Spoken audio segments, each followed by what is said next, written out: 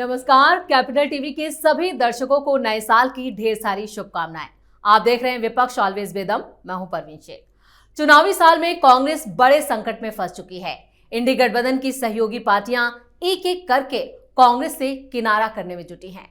तमिलनाडु में डीएमके भी कांग्रेस के साथ गठबंधन से कतरा रही है। वहीं कम्युनिस्ट पार्टियां बंगाल से लेकर केरल तक कांग्रेस से किनारा करने में अपनी भलाई समझ रही हैं। कांग्रेस के अंदर विद्रोही गुट फिर से सक्रिय है। इधर पंजाब की आम आदमी पार्टी सरकार एंटी इनकम्बेंसी से बचने के लिए अलग अलग पैंतरेबाजी पर उतर आई है। इसी कड़ी में पंजाब विधानसभा के स्पेशल सेशन में विकसित भारत जी राम जी एक्ट के खिलाफ प्रस्ताव पेश किया गया। पंजाब सरकार का आरोप है कि केंद्र नई योजना के जरिए गरीबों, महिलाओं और लाखों जॉब कार्ड धारक परिवारों से उनके रोजगार की गारंटी का अधिकार छीन रही है। आप सरकार ने कहा है कि केंद्र सरकार फौरन मनरेगा को उसके पुराने और असली रूप में बहाल करे। वहीं पंजाब के विधायक ने पीएम मोदी को खुली धमकी तक दे डाली, जिसके बाद सियासी हलचल और तेज हो गई है।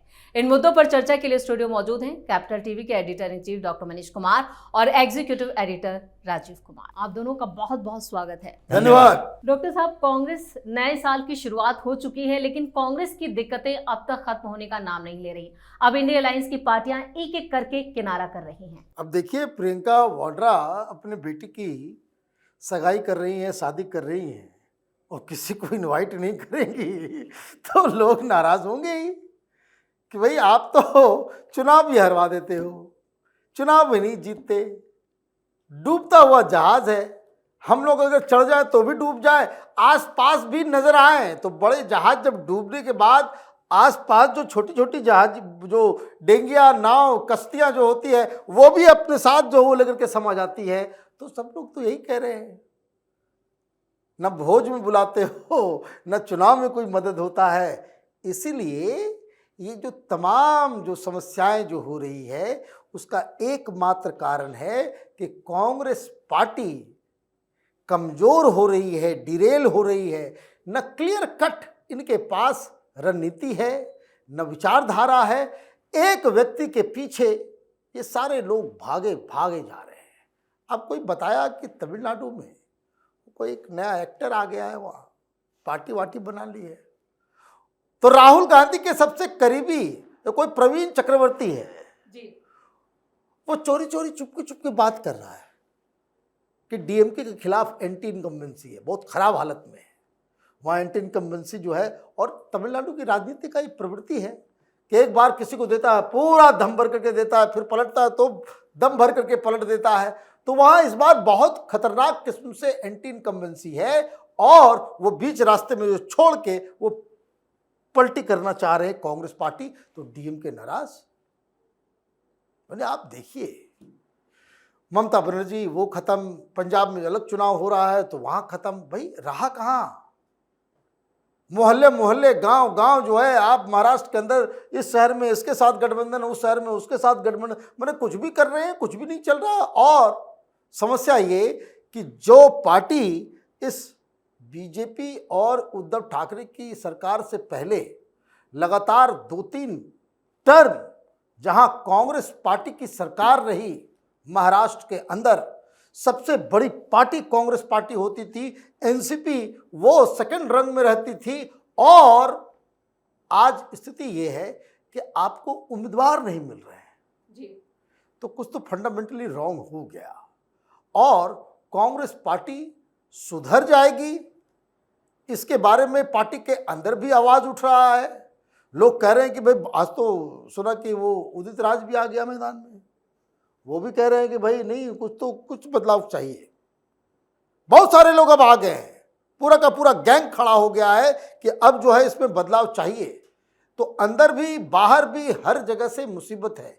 लेकिन मैं बार बार कहता हूं कि Congress party is a private limited company of Gandhi परिवार। इसलिए वहाँ राहुल गांधी के नाम से तो कोई कॉम्प्रोमाइज़ नहीं होगा, कोई बदलाव नहीं होगा। लाख आप जो है प्रियंका वाड्रा और राहुल गांधी को लड़ाने की कोशिश करें, उसमें बदलाव की कोई गुंजाइश ही नहीं है। बिल्कुल, यानी चौतरफा घिरी कांग्रेस की दिक्कतें अभी और बढ़ने वाली हैं। राजीव सर, क्या नया साल कुछ कांग्रेस में भी बदलाव देखने को मिलेगा या विकेट पर विकेट गिरेंगे? देखिए, कांग्रेस में बदलाव तभी होगा जब राहुल गांधी सोचने पर मजबूर होंगे। ये कांग्रेस के अंदर जो गुट बन रहा है, जिसको प्रेशर ग्रुप कहा जा सकता है, ये प्रेशर ग्रुप है जो प्रेशराइज कर रहा है गांधी नेहरू परिवार का, क्योंकि इन सबको पता है, जैसा डॉक्टर साहब ने कहा, कि कांग्रेस एक प्राइवेट लिमिटेड कंपनी है नेहरू गांधी परिवार का। अब ये सारे कांग्रेसी नेता, जितने बड़े नेता हो या छोटे नेता, इन सब में सबको ये लगता है कि गांधी नेहरू परिवार से अलग तो कांग्रेस के बारे में नहीं सोच सकते। जब सारे लोगों को लगता है तो ये विद्रोह किसके खिलाफ है? क्या दिग्विजय सिंह से लेकर उदित राज तक राहुल गांधी के खिलाफ विद्रोह कर सकते हैं? क्या दिग्विजय सिंह सोनिया गांधी के खिलाफ विरोध करने की हिम्मत जुटा सकते हैं? वो नहीं जुटा सकते। जितने कांग्रेस के बड़े नेता हैं, जो कि जिनके पास एक्सपीरियंस है, वो सब आपस में मिलते हैं, बातचीत कर रहे हैं, तो वो बातचीत का आधार कभी ये नहीं हो रहा कि राहुल गांधी गलत है, सोनिया गांधी गलत है, या उसको रिप्लेस किया जा सकता है किसी बाहरी व्यक्ति को कांग्रेस में मीटिंग या फिर स्ट्रेटजी बनाने की जिम्मेदारी दी जा सकती है। यह संभव नहीं है। लेकिन इनका विद्रोह है राहुल गांधी की टीम से, जो राहुल गांधी अपने इर्द गिर्द टीम बनाकर रखे हैं, जिसमें सारे पुराने नेताओं को इग्नोर कर दिया गया। ये केसी वेणुगोपाल केरल के राजनीति को भी नहीं समझता, बिहार की राजनीति क्या समझेगा? केसी वेणुगोपाल लंबे समय तक कभी चुनाव नहीं लड़ा, इस बीच चुनाव लड़ा है, उसको सेफ सीट दी गई, राहुल गांधी की तरह, प्रियंका वाड्रा की तरह, मुस्लिम बहुल क्षेत्र, वहां से वो लोकसभा में जीत कर आया, नहीं तो अब तक राज्यसभा में ही था। ये जयराम रमेश कभी भी लोकसभा का चुनाव जीतने की क्षमता नहीं रखता। इसकी राजनीति का ये जितना भी रणनीति रही है, ये जो आगे तक काम करता रहा, ये वामपंथी इंटेलेक्चुअल माइंड बनने की कोशिश करता रहा है, और आज राहुल गांधी की नजदीकी टीम में शामिल है, जो राज्यसभा से लोकसभा की तरफ नहीं देखता।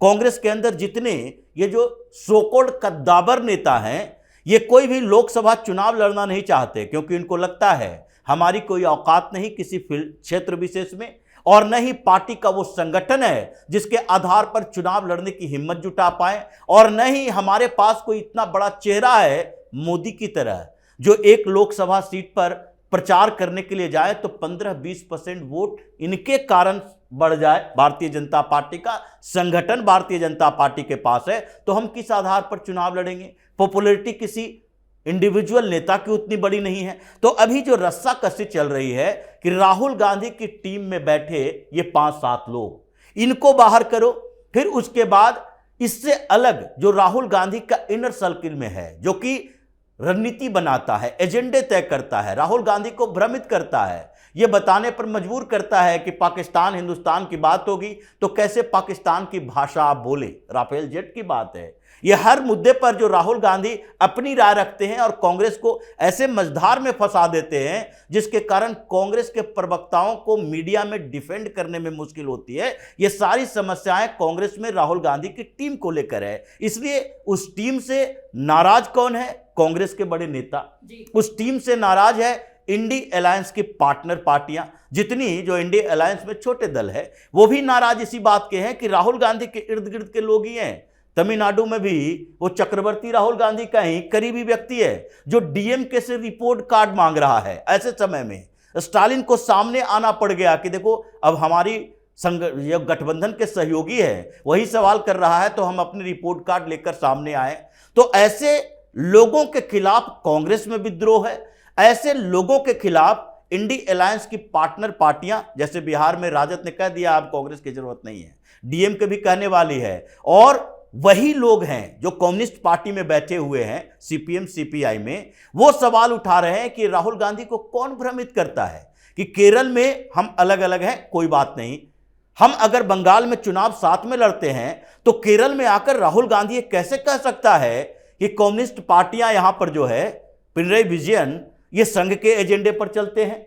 ये कौन सी विचारधारा है आपकी कि आप यहां पर संघ के साथ हमें जोड़ोगे और फिर पश्चिम बंगाल में आपके साथ हम गठबंधन करें? तो ये इंडी अलायंस के अंदर राहुल गांधी की उस टीम के खिलाफ विरोध है, कांग्रेस के खिलाफ विरोध है, और पार्टी के अंदर उन नेताओं का जो फिर से ग्रुप एक्टिवेट हो रहा है G23 की तरह, वो भी राहुल गांधी के इस टीम के खिलाफ है। अब हो सकता है बदलाव होगा तो राहुल के इर्द गिर्द के नेता बाहर होंगे, राहुल गांधी तो वहीं का वहीं रहेगा। बिल्कुल, लेकिन इस बीच पंजाब से भी बड़ी खबर सामने आ रही है। मनरेगा के खिलाफ जो रेजोल्यूशन पास किया गया है डॉक्टर साहब, क्या वो एंटी इनकम्बेंसी से बचने की पैंतरेबाजी? देखिए, इसके पास कोई मुद्दा नहीं है, वो कुछ भी हाथ पैर चलाता रहे, दलदल में घस गया है, वो धंसता ही रहेगा। और टेक्निकली अगर आप ये पूछिए जी कि आप इस तरह का भाषण दे दो कि भाई जनता के खिलाफ है, गरीबों के खिलाफ है, मुसलमान के खिलाफ है, उससे काम थोड़ी चलता है। रोजगार छीना जा रहा है, सारे लोग कह रहे हैं, केजरीवाल भी वही बात कह रहा है, भाई रोजगार बढ़ा है, 100 दिन से 127 दिन हो गया है। क्या बेवकूफी है, क्या बेवकूफी है। दूसरी चीज, तुम तो भ्रष्टाचार खत्म करने आए थे, तो ये जो नया कानून बना है उसमें मनरेगा में भ्रष्टाचार के तमाम वो जो लूप होल्स थे उसको कर्टेल किया गया है, वीकली रिपोर्ट मांगी गई है, और काम पहले तय होगा उसके बाद पैसे जाएंगे। कुछ भी आपको चोरी करना है, डाका डालना है। अभी देखिए उधर जांच चल रहा है, इनकी दीदी ममता दीदी मनरेगा का पैसा खा गई। बिहार में एक से एक स्टोरी उस तरह की हुई जब यूपीए की सरकार थी कि भाई तालाब बन गया, पैसे खा गए। फिर उसके बाद बोला कि नहीं, लोग डूब रहे हैं, तालाब को भरना है, उसको भर भी दिया, पैसे भी खा गए। और बाद में मालूम चलता है, कोई रिपोर्ट पत्रकार पहुंचता है कि भाई यहां पे इतना एक तालाब बना था और उसके बाद उसको भराई भी गया। बोला यहां तो कुछ नहीं, 30 साल हमारी उम्र है, कुछ हुआ ही नहीं यहां पे। मतलब ऑन पेपर तालाब बना भी दिया, उसका भी पैसा खा लिए, और तालाब को फिर भर भी दिया, उसका भी पैसा खा गए। जमीन पे काम हुआ कुछ नहीं, जीरो। ये जितने चोर प्रकृति के, ये डकैत प्रकृति के जो घटिया किस्म के जो लीडर्स हैं वही इसका विरोध कर रहे हैं, उसके अलावा कुछ नहीं। इनको चोरी करने की आजादी चाहिए, इनको डाका डालने की आजादी चाहिए। भाई आपको विरोध है किसी चीज का, पिन पॉइंट रीजन बताइए कि ये है, इसका सवाल का जवाब चाहिए, तब आप विरोध कर रहे हैं। वैसे आपको जितना भी करते रहना है, भाई आदत गई नहीं है इसकी। अभी शराब वाले में जेल गया है, ये चाह रहा है कि 2-4 लोगों को और भी जो है, सरकार वहां से जब जाएगी तो कुछ लोग और भी जो है, पंजाब से भी कुछ लोग जो है वो जेल में जाए। मैं अकेला क्यों जाऊं जेल, सब लोग खा रहे हो तो हम भी जग गए जेल, तो सब लोग जो है सब जेल क्या भ्रमण करके आए। यही उसकी लक्षण जो है वो दिख रहा है। बिल्कुल। राजीव सर, जी राम जी बिल और पीएम मोदी को जिस तरह से पंजाब में धमकी दी गई है, तो इसका कितना इम्पैक्ट पड़ेगा और इससे क्या मतलब, क्या जो मुद्दे हैं उससे भटकाने की कोशिश है? देखिए, इम्पैक्ट तो पड़ रहा है, यही इम्पैक्ट है। विनाश काले विपरीत बुद्धि।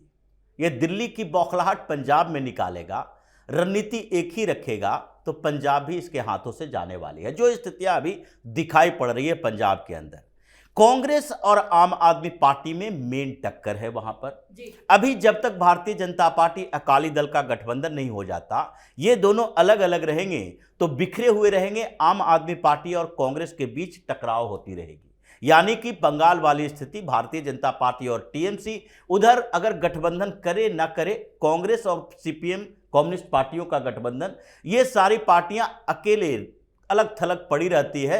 भाजपा वर्सेस टीएमसी वहां पर हो चुका है। तो पंजाब में भी ऐसी स्थिति है और आम आदमी पार्टी दिग्भ्रमित है। अगर आप पीएम मोदी से टकराओगे, उनके खिलाफ ऐसी धमकियां दोगे, जैसा बोला कि प्रधानमंत्री मोदी को हिम्मत नहीं होनी चाहिए कि वो पंजाब में इंटर करे। पंजाब में पिछली बार गए थे और एक बार गए जब पंजाब में, तो उस समय सिक्योरिटी ब्रीच हुआ था, उसके कारण ये कांग्रेस की सरकार के हालत खराब हो गए थे। अब आम आदमी पार्टी की सरकार है, तुम प्रधानमंत्री मोदी को चैलेंज कर रहे हो, जबकि वहां पर भारतीय जनता पार्टी को शांत रखना चाहिए, कांग्रेस को इसे टारगेट करना चाहिए। अब हो यही रहा है। जी राम जी बिल की चर्चा इसने की कि नहीं, ये जी राम जी बिल गलत है, मनरेगा ही होना चाहिए। लेकिन असेंबली के विशेष सत्र के दौरान अगर ये बातचीत कर रहे थे तो कांग्रेस वाले झगड़ा इस बात पे करने लगे कि डॉक्टर मनमोहन सिंह की चर्चा क्यों नहीं किए, क्रेडिट क्यों नहीं दिए कि कांग्रेस ने मनरेगा लाया था, इस बात की चर्चा करनी चाहिए थे। हंगामा विधानसभा के अंदर हुआ। उसके बाद फिर से उसकी पोल पट्टी खुलने लगी, रिपोर्ट आने लगी, रिपोर्ट कार्ड आया। यह आम आदमी पार्टी ने मनरेगा में क्या किया। पिछले 1 साल में आम आदमी पार्टी की पंजाब की सरकार केवल 26 दिनों तक लोगों को मनरेगा के तहत काम दिया है, केवल 26 दिनों तक। अब 125 दिन की बात है, 26 दिन तुम दे रहे हो। तो इसके लिए आम आदमी पार्टी को कहा जा रहा है कि तुमने तो रोजगार के अवसर छीने, तुम्हारे पास कर्ज है 3 लाख करोड़ से ज्यादा, 40% आपको सेंट्रल गवर्नमेंट के साथ शेयर करना है मनरेगा में, जी राम जी बिल जो अभी है, तुम पैसे कहां से दोगे? तुम तो कंगाल करके बैठे हुए हो। जमीन बेच रहा है अरविंद केजरीवाल अपने लोगों को, इसलिए कि खजाना वहां पर चला सके। पाकिस्तान वाली आर्थिक स्थिति पंजाब की हो गई है। तो ऐसे में अभी भगवंत मान जितना उड़ेगा उतना ही जमीन के नीचे गिरेगा। स्थितियां पंजाब में आम आदमी पार्टी के अंदर ऐसी है कि जैसे जैसे चुनाव नजदीक आएगा, आम आदमी पार्टी के नेता है उसका साथ छोड़ना शुरू कर देगा। इसलिए भगदड़ मची है आम आदमी पार्टी के भीतर। राजीव सर, इस तमाम जानकारी के लिए और सटीक विश्लेषण के लिए आप दोनों का बहुत बहुत धन्यवाद। धन्यवाद। आने वाले चुनावों में कांग्रेस की चुनौतियां और दिक्कतें दोनों बढ़ने वाली हैं। शायद यही वजह है कि इंडिया अलायंस के पार्टनर समझ चुके हैं कि कांग्रेस डूबता जहाज है, इस पर सवार होंगे तो डूबना तय है। वहीं पंजाब में भी आम आदमी पार्टी अपनी सत्ता बचाने के लिए केंद्र सरकार को घेरने की जुगत लगा रही है, लेकिन पंजाब से आपका जाना भी तय माना जा रहा है। इस खास शो में इतना ही। वीडियो कैसा लगा कमेंट करके अपनी राय जरूर दें। वीडियो को लाइक करें, शेयर करें और कैपिटल टीवी को सब्सक्राइब जरूर करें। धन्यवाद।